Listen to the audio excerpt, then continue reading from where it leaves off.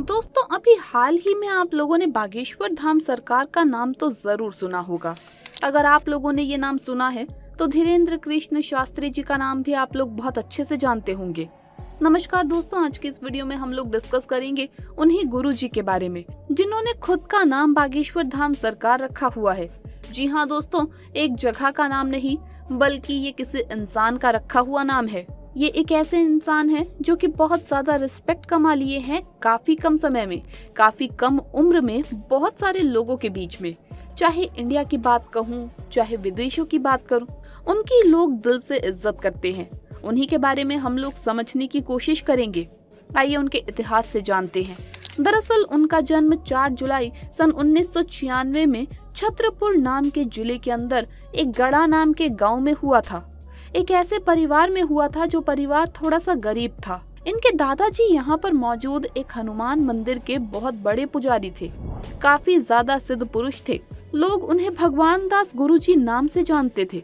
उनका पूरा नाम भगवान दास गर्ग था। वो यहाँ पर मौजूद हनुमान जी का मंदिर, जिसका नाम बालाजी सरकार, वहाँ पर रहकर उनकी पूजा पाठ करते थे। अपना एक दरबार भी लगाते थे। लोग अपनी परेशानियां, अपनी अर्जियां, अपनी मनोकामनाएं लेकर उनके दरबार में आते थे और चमत्कारी तरीके से उन लोगों की सारी मनोकामनाएं वहां पर पूर्ण होती थी। किसी तरह की कोई परेशानी होती थी तो वो भी ठीक होती थी। यहाँ तक कि किसी को कोई भूत बाधा, प्रेत बाधा होती थी तो वो लोग उसी कंडीशन में यहाँ पर आते थे और भगवान दास गर्ग जी के सामने से ठीक होकर चले जाते थे। इनकी ख्याति बढ़ती चली गई, लेकिन इतनी ज्यादा भी नहीं बढ़ी, क्योंकि ये बात आज से कई साल पहले की है। उस जमाने में ना ही इंटरनेट का इतना ज्यादा प्रचलन था और छोटे छोटे गांव में ना ही न्यूज़पेपर्स इतने ज्यादा चलते थे। लेकिन धीरे धीरे समय बीता और उनके पोते का जन्म हुआ। वो 9 साल की उम्र से ही उस मंदिर की देखभाल करने लगे, हनुमान जी की भक्ति में लीन हो गए, रामायण का पाठ करने लगे, महाभारत सीखने लगे, सब कुछ जानने लगे। ऐसा करते करते समय बीता और केवल 12 वर्ष की उम्र में ही उन्हें दिव्य अनुभूति हुई। वो अपने दादाजी यानी कि भगवान दास गर्ग जी को ही अपने गुरुदेव मानते थे। इस मंदिर के पास में ही उनकी समाधि बनाई गई और जैसे जैसे धीरेन्द्र कृष्ण शास्त्री जी बड़े होते चले गए, उनकी ये दिव्य अनुभूतियां बढ़ती चली गई। यहाँ पर दादाजी के बाद उन्होंने ये कमान संभाली, वो अपना दरबार लगाने लगे और धीरे धीरे इनकी ख्याति बढ़ती चली गई, जैसे कि इनके दादाजी की बढ़ी थी। इनके भक्तगण यहाँ पर आए और कुछ लोगों ने इनकी कुछ वीडियोस इंटरनेट पर डालना शुरू कर दी। सोशल मीडिया में ये तेजी से वायरल हुआ। कारण सिर्फ इतना कि इनके दरबार में कई सारे लोग अर्जी लगाने के लिए पहुंचते, अपनी मनोकामनाएं लेकर पहुंचते, लेकिन वो किसी को भी ना जानते हुए भी वो भीड़ में से किसी का भी नाम लेते, अपने पास बुलाते और सामने वाले को कुछ कहने भी नहीं देते और उसकी सारी परेशानी अपने एक बोर्ड में लिख देते। उसकी परेशानी का निवारण भी लिख देते, उसके माता पिता रिश्तेदारों का नाम भी लिख देते और फिर चमत्कारी तरीके से पूछते कि बताइए आपकी क्या परेशानी है। और कमाल ये है कि सामने वाले की परेशानी भी वही निकलती जो बागेश्वर धाम सरकार यानी कि धीरेन्द्र कृष्ण शास्त्री जी ने पहले से बोर्ड में लिख रखी थी। इससे भी बड़े कमाल की बात तो ये थी कि वो अपने दरबार के लिए किसी से भी 1 रुपए भी नहीं लेते थे। कई सारे लोग सैकड़ों से हजारों की तादाद में यहाँ पर पहुँचते और अपनी मनोकामना पूर्ण करवाकर वहाँ से लौटते। दरअसल बागेश्वर धाम सरकार जी के दरबार में आने का एक प्रोसेस होता है, उस प्रोसेस को पर्सनली सर्च कर सकते हैं। लेकिन यहाँ पर आने के बाद लोग एक लाल कपड़े में नारियल को लपेटते हैं। यहाँ पर जो बालाजी सरकार का यानी कि बजरंगबली का मंदिर है, उस मंदिर की 21 परिक्रमा करते हैं लगातार राम नाम के जप के साथ। इसके बाद यहाँ पर उस लाल कपड़े के साथ नारियल को बांध दिया जाता है। यहाँ पर कई लाखों इस तरह के लाल कपड़े वाले नारियल टंगे हुए हैं। लोग अपनी इस तरह से मनोकामना मांगते हैं। यहाँ पर आने वाले लोगों का ये मानना है कि ऐसा करने से उनकी सारी मनोकामनाएं पूर्ण हो जाती है। ये यहाँ हर मंगलवार को यहाँ पर दरबार लगता है, समय समय पर मंगलवार के अलावा भी लगता है। लाखों लोग यहाँ पर पहुँचते हैं। उन लाखों लोगों की भीड़ से गुरुदेव किसी का भी नाम लेते हैं और उसकी सारी परेशानियां खत्म कर देते हैं। बागेश्वर धाम सरकार खुद को बजरंगबली के एक बहुत बड़े भक्त मानते हैं और ये कहते हैं कि बजरंगबली का सीधा सीधा आशीर्वाद उनके सर के ऊपर है।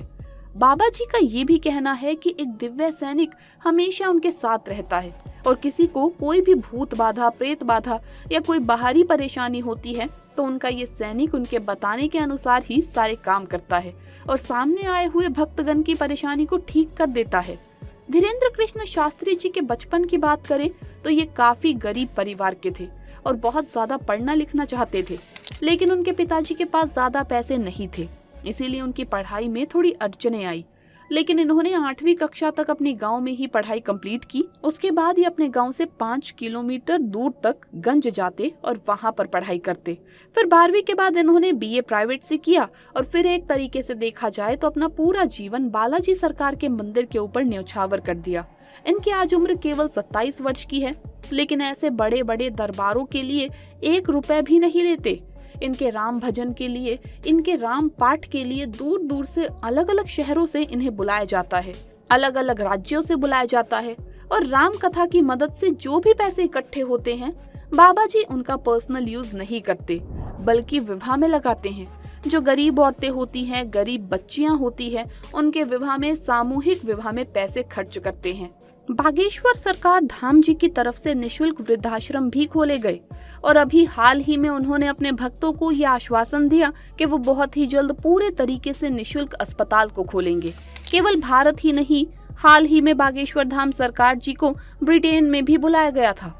वहां पर उन्होंने वहां के सांसदों और भारतीय समुदाय के लोगों के बीच में राम कथा का पाठ करवाया, जिससे वहां के लोग भी बाबा जी के सामने नतमस्तक हो गए।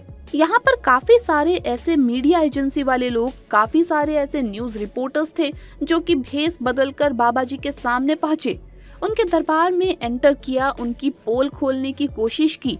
लेकिन विश्वास मानो दोस्तों, हर बार बागेश्वर धाम सरकार जी ने उन न्यूज रिपोर्टर्स को, उन भेष बदलकर आए लोगों को एक झटके में पहचान लिया। और फिर क्या था, बड़े बड़े न्यूज रिपोर्टर्स भी जो कि अपना भेष बदलकर उन्हें एक्सपोज करने के लिए आए थे, वो भी उनके सामने घुटने टेक गए। देखा जाए तो बागेश्वर धाम सरकार जी सचमुच में दिव्य पुरुष हैं या फिर नहीं, इसकी पुष्टि मैं तो नहीं कर सकती, लेकिन एक चीज की पुष्टि मैं कर सकती हूँ कि बागेश्वर धाम सरकार जी एक बहुत ही अच्छे इंसान, एक बहुत ही नेकदिल इंसान है और संत है। जहाँ पर एक तरफ बहुत सारे लोग जो कि संतों का चोला पहनकर हम लोगों के बीच में घूमते हैं, वो जब एक्सपोज होते हैं तो उनके बारे में क्या क्या सच्चाई पता चलती है, वहीं पर बागेश्वर धाम सरकार जी बिना किसी भी फायदे के इतने बड़े बड़े काम किए जा रहे हैं। चाहे वो गरीब बच्चियों के सामूहिक विवाह की बात हो, चाहे वो निशुल्क वृद्धाश्रम की बात हो, या फिर आने वाले समय में फ्री हॉस्पिटल की बात हो, बागेश्वर धाम सरकार जी बहुत अच्छे काम कर रहे हैं और शायद यही कारण है कि उनकी रिस्पेक्ट लोगों के दिलों में बहुत ज्यादा है। दोस्तों, आपकी क्या राय है इनके बारे में? कमेंट सेक्शन में जरूर बताइए। आज के लिए बस इतना ही, धन्यवाद।